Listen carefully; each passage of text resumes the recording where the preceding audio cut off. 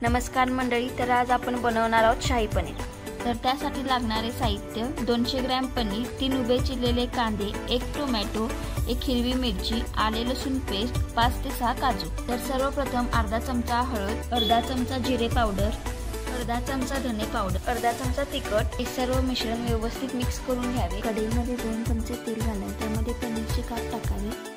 तर पनीर हे आता व्यवस्थितरित्या भाजून घ्यावे। नंतर हे भाजलेले पनीर एका बाउलमध्ये काढून घ्यावे। आता आपण एका कढईमध्ये 2 चमचे तेल, त्यामध्ये कांदा, टोमॅटो,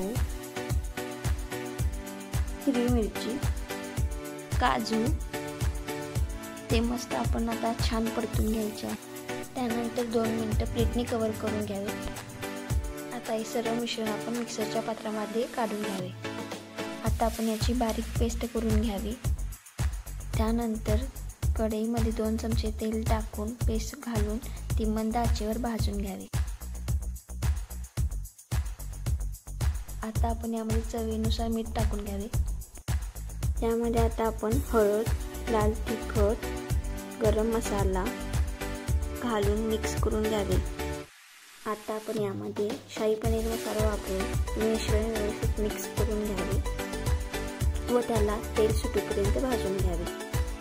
आता या तयार झालेल्या ग्रेव्हीमध्ये 2 कप पाणी घालून घ्यावे। नंतर हे मिश्रण प्लेटने कव्हर करून घ्यावे।